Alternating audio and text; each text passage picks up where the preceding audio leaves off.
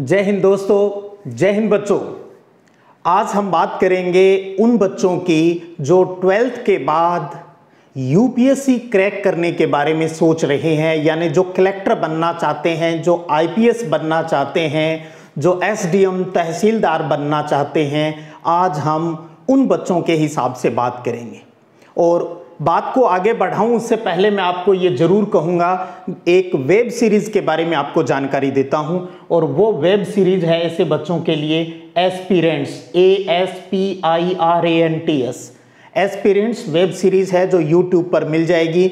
I think उसके 5 भाग हैं, वो आप ज़रूर देखिएगा। रोज़ का एक पार्ट देखिएगा, आपको बहुत कुछ सीखने को मिलेगा भी यूपीएससी क्या है, और पॉजिटिव थॉट के साथ आपको इस चीज़ को देखना है। तो सबसे पहले हम बात करते हैं यूपीएससी यानी संघ लोक सेवा आयोग के प्रक्रिया क्या है इसकी। तो सबसे पहले मैं आपको बताऊं भी यूपीएससी के 3 स्टेप है, यानी कलेक्टर आईपीएस बनने के 3 स्टेप है। पहला है प्रीलिम्स, यानी एक प्री एग्जाम होता है, ऑब्जेक्टिव होता है। उसके बाद मेन एग्जाम होता है जो डिस्क्रिप्टिव होता है, यानी रिटन आपको बड़े बड़े उत्तर है वो लिखने होते हैं। और तीसरा और लास्ट स्टेप इंटरव्यू होता है। नंबर जो जुड़ते हैं फाइनल मेरिट में वो मेन एग्जाम और इंटरव्यू के जुड़ते हैं। इन दोनों का जो टोटल 2025 नंबर का पेपर होता है, उनके हिसाब से मेरिट है वो बनती है, सिलेक्शन होते हैं। ये प्रीलिम्स है, ये छंटनी के लिए है। प्रीलिम्स जो जनरल स्टडीज का पेपर है, इसमें भी 2 पेपर होते हैं प्री के अंदर, पेपर फर्स्ट और पेपर सेकंड, जिसे सी सेट के नाम से जाना जाता है। पेपर फर्स्ट है, इसके अंदर अगर हम बात करें तो एक तो आता है करंट अफेयर्स, इंडिया का और वर्ल्ड का करंट अफेयर्स, पॉलिटिकल जो इशू है, कहीं कोई बातें हुई तो आपको यहाँ करंट पर पूरा फोकस है वो करना होता है। इसका मतलब आपको करंट की बढ़िया पत्रिकाएं वो पढ़नी होगी, आपको अखबार पढ़ने होंगे जो बढ़िया, जैसे आप जहां हो आपको उपलब्ध हो, पत्रिका, भास्कर, जो भी 2 अखबार कम से कम आपको उसके लिए पढ़ने होंगे। उसके अलावा यहाँ पर करंट के बाद हिस्ट्री आती है, इंडिया हिस्ट्री है, वर्ल्ड हिस्ट्री, वो तैयार करनी है आपको। यहाँ ज्योग्राफी तैयार करनी है, यानी करंट आ गया, आपकी हिस्ट्री आ गई, ज्योग्राफी आ गया, पॉलिटिकल साइंस यानी कॉन्स्टिट्यूशनल जो मुद्दे हैं वो आ जाते हैं, आपकी इकोनॉमिक्स आ जाती है, इन्वायरमेंट आ जाता है और जनरल साइंस आ जाता है। तो current, history, geography, political, economics, environment और जनरल जो साइंस होती है वो आपको पेपर फर्स्ट ऑब्जेक्टिव के लिए तैयार करनी होती है। सी सेट के अंदर क्या होता है, सी सेट के अंदर रीजनिंग और मेंटल एबिलिटी आ जाती है, और साथ में 10वीं तक की सामान्य गणित, अंक गणित, रेखा गणित और बीज गणित उनकी बात नहीं कर रहा, अंक गणित जो है वो। तो यहाँ रीजनिंग, मेंटल एबिलिटी यानी मैथ्स है वो सी सेट के अंदर तैयार करना होता है। ये 2 पेपर होते हैं और इनसे छंटनी होती है मेन एग्जाम के लिए, इनके नंबर है वो नहीं जुड़ते हैं। मेंस के अंदर एक आपको ऐसे लिखना होता है, लैंग्वेज डिसाइड करनी होती है, 23 लैंग्वेज है, उनमें से एक लैंग्वेज में आपको एक टॉपिक दिया होगा, उसके ऊपर एक बड़ा लेख लिखना होता है। दूसरा 4 पेपर इसके जनरल स्टडीज के होते हैं, 4 पेपर। जैसे यहां पर एक ही पेपर में ये सारे सब्जेक्ट आ गए ना, ये चारों ये सारे सब्जेक्ट फिर इसके अंदर जाकर अलग अलग हो जाएंगे, यानी 4 आपको जनरल स्टडी के पेपर है वो देने होंगे, 2 आपको ऑप्शनल पेपर है वो देने होंगे। यानी आपको एक पेपर यूपीएससी के लिए डिसाइड करना होगा सब्जेक्ट के रूप में भी, आप कौन सा, हिस्ट्री, पॉलिटिकल, ज्योग्राफी, इकोनॉमिक्स, आप कोई भी चाहिए वो आप सब्जेक्ट आपके पास बीए में था या नहीं था वो कोई इशू नहीं है, आपको एक सब्जेक्ट डिसाइड करना होगा। और यहां मैं आपको बताऊं पिछले कई वर्षों से जो आर्ट्स के जो स्टूडेंट हैं मुख्यतः ज्योग्राफी सब्जेक्ट को लेकर है वो यूपीएससी को क्रैक कर रहे हैं। काफी स्कोरिंग सब्जेक्ट है, साइंस का सब्जेक्ट है, इसलिए बाकी आपकी इच्छा होती है जिसमें आपको इंटरेस्ट होता है, हिस्ट्री, पॉलिटिकल, इकोनॉमिक्स, कोई भी, सोशोलॉजी ले लीजिए, पब्लिक एडमिनिस्ट्रेटिव ले लीजिए। 25 सब्जेक्ट हैं यूपीएससी द्वारा निर्धारित, उन 25 में से कोई भी एक पेपर, एक सब्जेक्ट आपको डिसाइड करना होगा और उसके 2 पेपर आपके होंगे। तो 4 तो यहां पर जनरल स्टडीज के, 2 ये 6 और 1 ऐसे वाला, टोटल 7 पेपर यहां होते हैं और उसके बाद में इंटरव्यू होता है। तो और इन दोनों के नंबर मिलाकर है वो सिलेक्शन की प्रक्रिया है वो रहती है। तो ये तो था यूपीएससी की एक जानकारी। अब हो सकता है बहुत से सोचें ये तो लंबा चौड़ा, ऐसा कुछ भी नहीं है। एक यूपीएससी की तैयारी के लिए कम से कम 1.5 से 2 साल की एक अच्छी प्रिपरेशन है वो बहुत जरूरी होती है। जितना बड़ा एग्जाम होता है उतना ही कंपटीशन कम होता है। फॉर्म जरूर लाखों भरते हैं, कोई भी वैकेंसी हो, कितने भी फॉर्म भरे जाएं, अच्छी तैयारी करने वाले बच्चे हैं वो 20 से 25% ही होते हैं। अब ये आपको डिसाइड करना है भी क्या आप उन 20 से 25% जो अच्छी तैयारी करने वाले हैं उनमें आप अपने आप को शामिल रखोगे या नहीं रखोगे। तो ये तो इसकी सामान्य एक प्रोसेस के बारे में एक जानकारी आपको दे दी। इसी से जो कलेक्टर है वो बनते हैं, आईपीएस है वो भी इसी से ही निकलते हैं, सारे जो भी उच्च पद है जो सेंटर के वो सारे यहीं से निकलते हैं। उसके बाद अब ये बात करें भी इसके लिए योग्यता क्या है।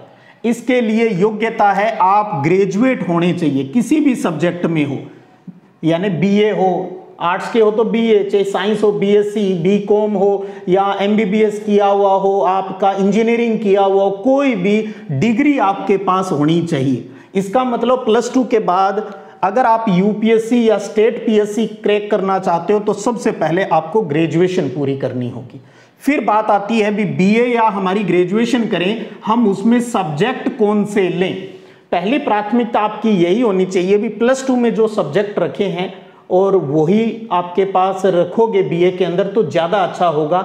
यानी मोस्टली मैं उन सब्जेक्ट की बात कर रहा हूँ जैसे हिस्ट्री हो गया, ज्योग्राफी हो गया, पॉलिटिकल साइंस हो गया, इकोनॉमिक्स हो गया, इनकी बात कर रहा हूँ।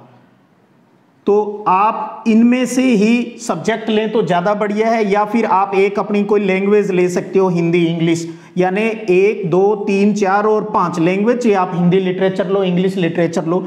इन 5 में से ही कोशिश करना भी आप कोई 3 सब्जेक्ट लेकर आप अपनी ग्रेजुएशन है वो पूरी करें तो ज़्यादा बढ़िया रहेगा, क्योंकि मैंने आपको ये बताया भी मोस्टली यही सब्जेक्ट है वो ज़्यादा काम में आते हैं। एक चीज़ और बता दूं, जैसे ज्योग्राफी है, पॉलिटिकल साइंस है और इकोनॉमिक्स है, ये तीनों आपको कंसेप्ट तो सीखने ही होते हैं, साथ में ये तीनों सब्जेक्ट करंट से रिलेटेड भी है, यानी इनमें नई नई चीज़ें हैं वो ऐड होती रहती हैं। और जबकि हिस्ट्री है जो आज पढ़ा वही कल रहेगा और कल पढ़ा वही परसों रहेगा, आगे पीछे इसमें कोई चेंज वाली बात नहीं है। तो कई बार अगर आपने हिस्ट्री छोड़ रहे हो तो कोई दिक्कत नहीं, हिस्ट्री में थोड़ा घोटा भी काम कर जाएगा तो उसको भी आप कवर कर सकते हो अगर आपकी मेमोरी पावर थोड़ी ठीक है, पढ़ने का तरीका अगर आपका ठीक है। वैसे आपकी इच्छा है, यूं नहीं है भी मैं आपको ये कह रहा हूँ भी यही सब्जेक्ट लेना है या ये छोड़ना है। मैंने कहा अगर कॉम्पिटिटिव हिसाब से सोचे तो इन 4 में से या फिर एक लैंग्वेज में से कोई भी, उन्हीं में से 3 सब्जेक्ट लेकर तैयारी करोगे तो आपको ज़्यादा बेनिफिट है वो रहेगा यूपीएससी के अंदर। उसके बाद आती है तो सर अभी से हमें क्या करना चाहिए। अभी आपको करना है बीए के साथ साथ अपना बेसिक यानी फंडामेंटल आपको तैयार करना है। कहते हैं ना नींव मजबूत करनी है।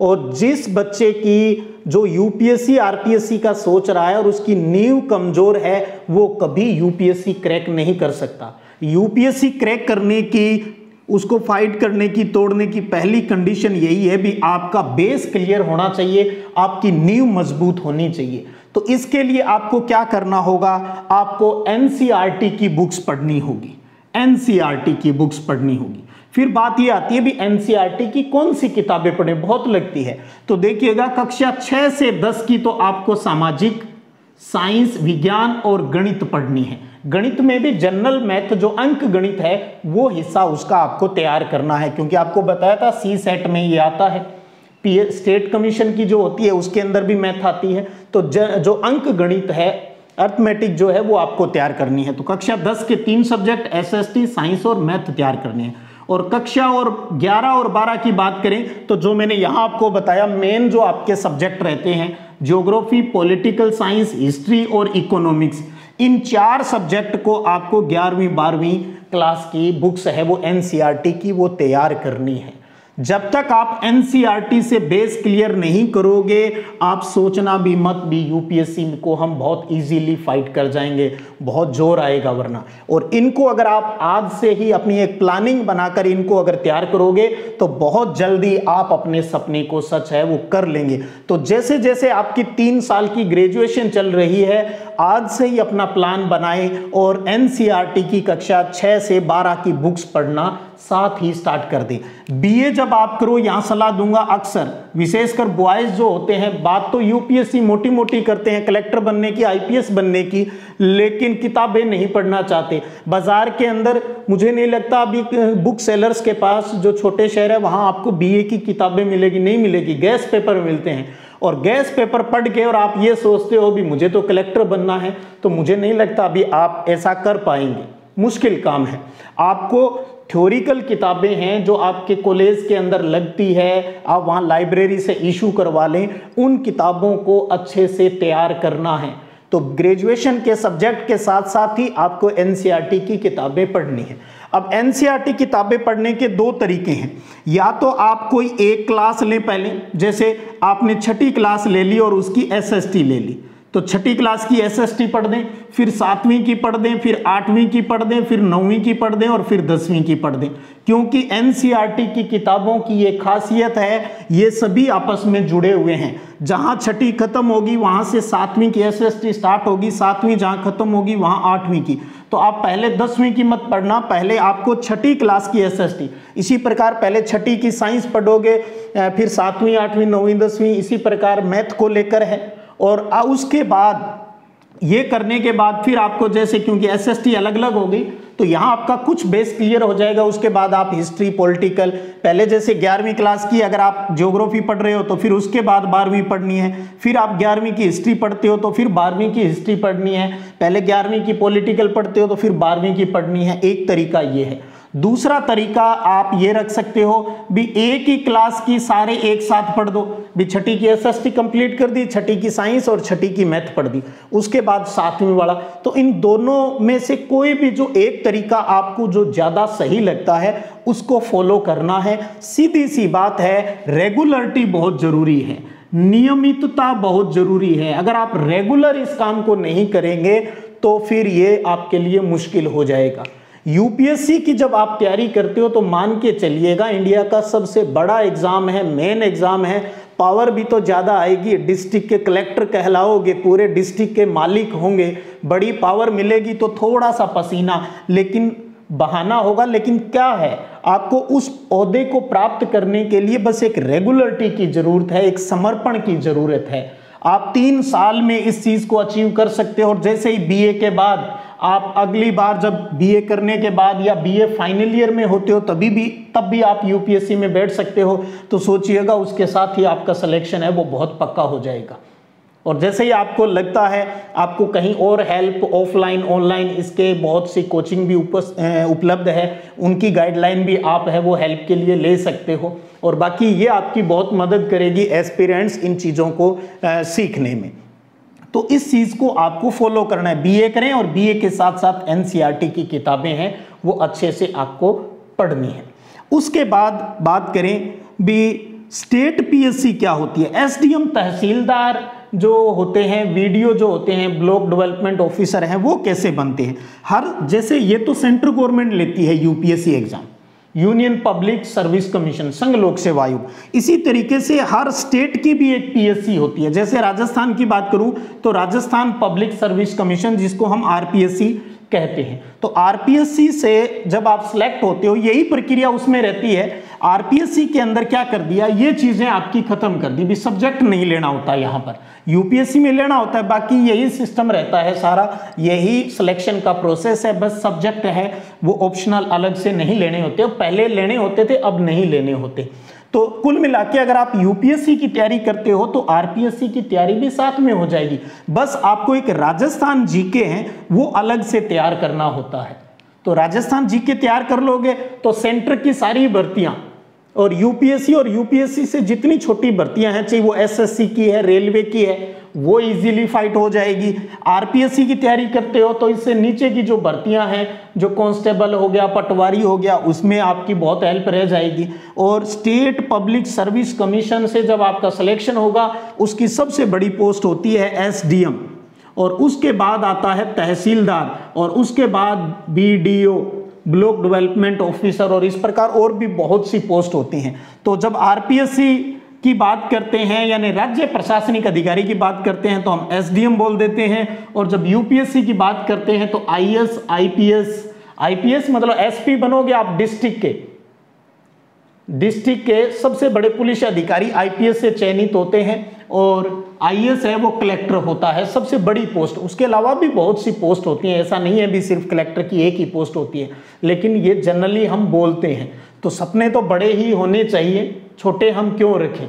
जितने बड़े सपने होंगे उतनी ही ईमानदारी से अगर आप प्रयास करोगे तो 100% एक दिन आप भी आईएएस, आईपीएस, आपके जो सपने हैं, एक वो बत्ती वाली गाड़ी में, लाल बत्ती की गाड़ी में अब तो नहीं लगती, लेकिन एक सपना, एक स्टेटस सिंबल तो है ही, उसको अचीव करोगे और हर महीने इकोनॉमिक रूप से बहुत स्ट्रोंग हो जाओगे। तो सोचिएगा, अगर सपना बड़ा है तो उसको जिंदा रखिएगा। करना क्या है, किताबों से दोस्ती करनी है, और अगर किताबों से दोस्ती कर लोगे तो 100% आप कामयाब है वो हो जाएंगे। मैंने कहा जितनी बड़ी भर्ती की तैयारी करोगे, सिलेक्शन की संभावना उतनी ही ज़्यादा रहती है। तो उम्मीद करता हूं आप जरूर लाभान्वित हुए होंगे। आप कमेंट करके बताना भी आपने आज क्या सीखा, क्या फ़ायदा है वो आपको मिला, और आगे मुझे और किस टॉपिक के ऊपर वीडियो बनाना चाहिए उसकी सलाह भी आप अवश्य दीजिएगा।